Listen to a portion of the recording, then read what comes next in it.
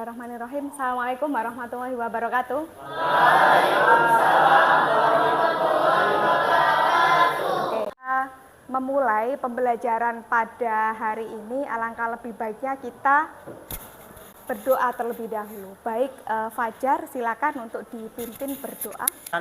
Saat proses pembelajaran, berdoa mulai.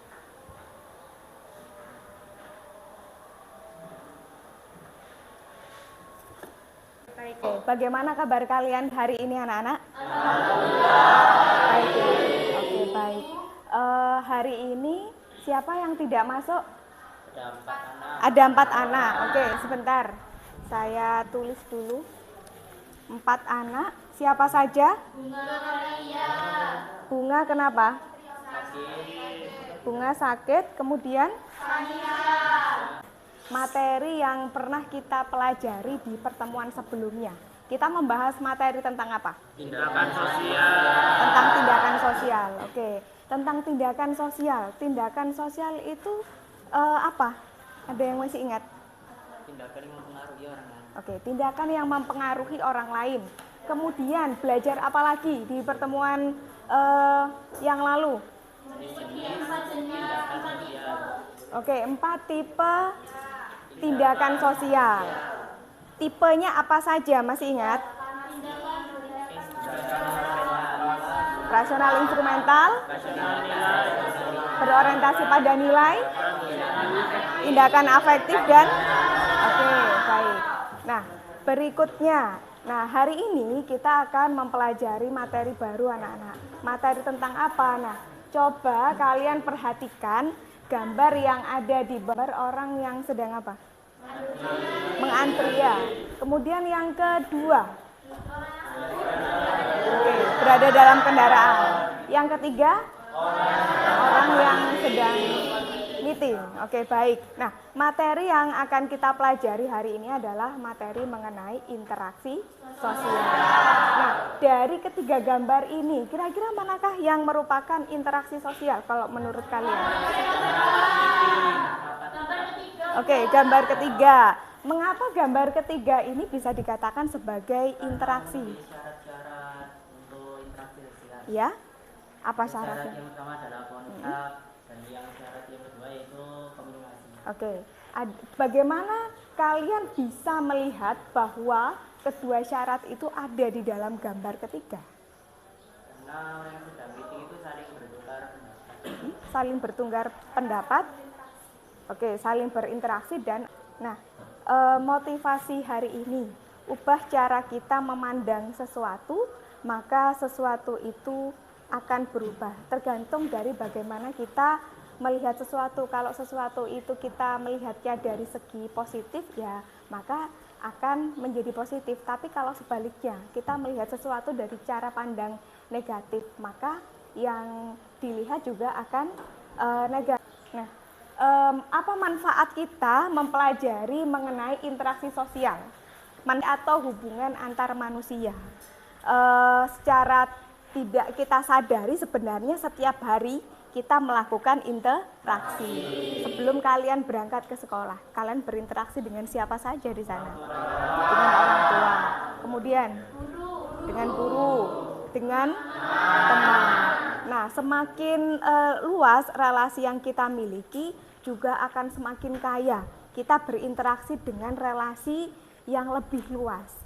Terkait dengan capaian pembelajaran di sini, peserta didik mampu memahami tentang hubungan sosial mulai dari lingkungan terdekat hingga kelompok masyarakat lebih luas. Nah, di sini jangkauannya lebih luas. Pertama yakni melalui tayangan slide PPT, peserta didik mampu menjelaskan hakikat interaksi sosial dengan tepat. Kemudian yang kedua, melalui diskusi peserta didik mampu menjelaskan syarat interaksi sosial dengan tepat. Yang ketiga, melalui diskusi peserta didik mampu mengidentifikasi faktor pendorong interaksi sosial dengan tepat. Nah, berikutnya terkait dengan langkah-langkah pembelajaran hampir sama dengan di pertemuan sebelumnya. Ada tahap penyajian materi, kemudian tahap kegiatan kelompok dengan berdiskusi nantinya, kemudian tahap game dan turnamen, dan yang terakhir ada penghargaan kelompok. Nah, nantinya saya berharap kalian juga bisa berkompetisi dengan baik untuk mendapat penilaiannya ada 3, ada teknik penilaian sikap, teknik penilaian dari segi pengetahuan, dan juga dari segi keterampilan. Nah, akan kalian membentuk kelompok sama seperti di pertemuan sebelumnya, kelompok 1, kelompok 2, kelompok 3, 4, 5, dan kelompok 6. Silakan balik. Nah, iya, interaksi sosial kalian coba perhatikan. Ini interaksi antara individu dengan individu. Yang kedua, yang ketiga, kelompok dengan kelompok. Pada dasarnya, interaksi sosial itu menjadi intisari dari kehidupan masyarakat. Interaksi sosial ada 2, ada kontak sosial dan juga ada faktor pendorong interaksi. Faktor pendorong interaksi di sini ada 6, meliputi simak dengan baik.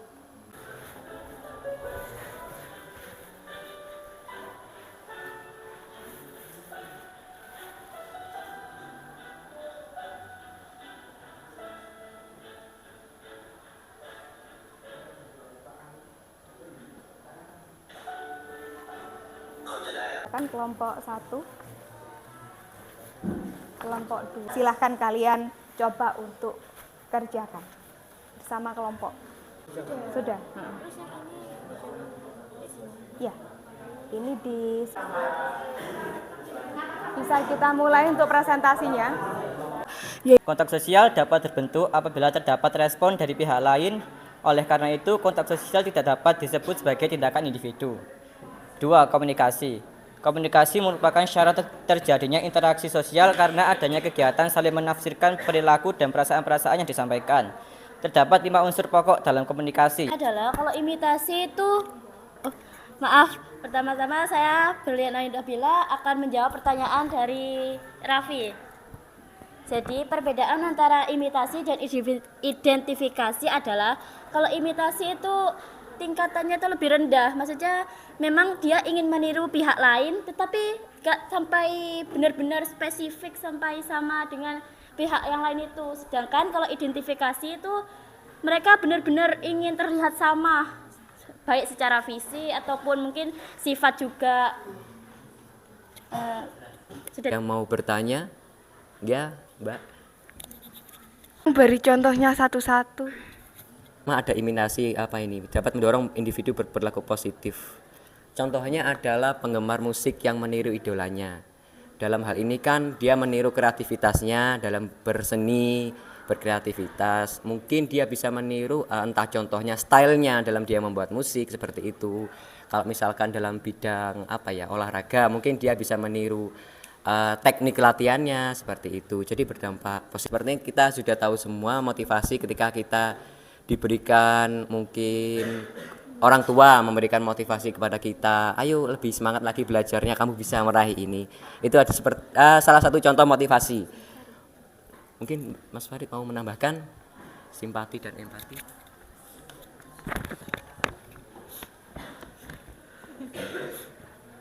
Simpati itu dari perilaku simpati seperti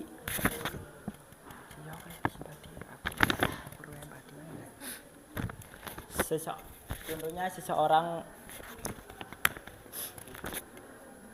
mengetahui ada pihak lain yang terluka, dia merasa kasihan. Cuma begitu saja. Kalau empati itu kemampuan seseorang untuk mengolah emosi. Seakan seperti ada anjing yang kelaparan ya. Dia ikut merasakan seperti apa yang anjing rasakan, jadi secara tidak langsung dia tergerak untuk memberi makan anjing tersebut. Kalau empati dan simpati perbedaannya, empati lebih mendalam dan bisa melakukan tindakannya.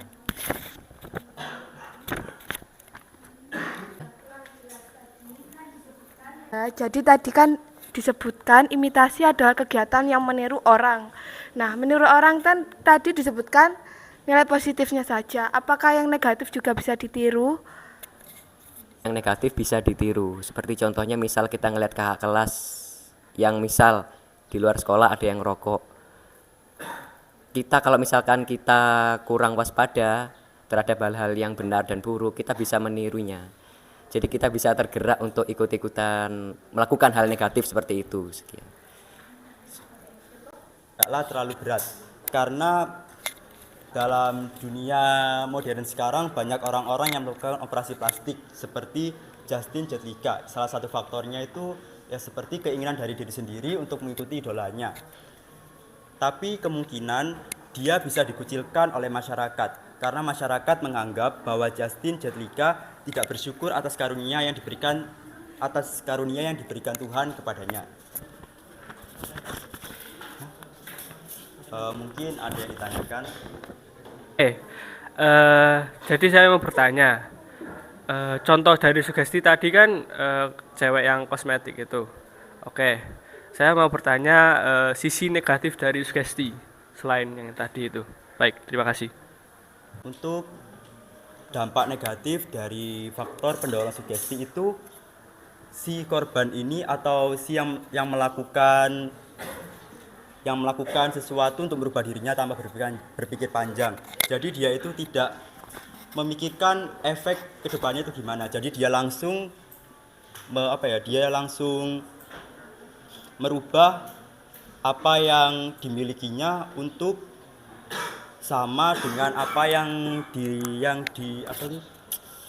dilakukan oleh pengaruh atau orang yang memiliki wibawa dan kekuasaan. Jadi dia itu kayak hanya tersugesti langsung tanpa memikirkan apa efek selanjutnya dari faktor sugesti tersebut. Jadi dia hanya langsung merubah, tidak ada memikir panjang apa efek selanjutnya. Ya, seperti kan ada nih jual-jual kosmetik kan murah kan. Nah, itu biasanya tersugesti karena murah.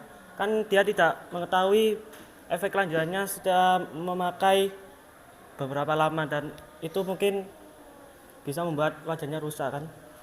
Murah tapi kuantitasnya rendah. Jadi kayak dia itu hanya ingin seperti jadi dia hanya ingin seperti yang diiklan-iklankan itu terjadi. Jadi kayak dia cuma di iklan itu seperti ini dapat berubah wajah menjadi putih dan lain-lain. Jadi dia itu tidak menyelidiki apa itu efek yang lainnya mungkin bisa terjadi terhadap wajahnya. Jadi dia hanya langsung merubah atau mengikuti iklan tersebut karena ada beberapa faktor dalam dirinya untuk merubah, seperti merubah penampilannya dan lain-lain. Silakan kelompok 1 siap. Maju orang pertama. Mohon perhatiannya, orang pertama akan maju ke depan untuk menjawab pertanyaan. Kemudian kalau tidak bisa, lanjut ganti orang yang kedua. Silakan mulai dari sekarang. Silakan. Tetap ada di tempat, tidak boleh lebih dari garis mundur. Nomor 1, lanjut kelompok berikutnya.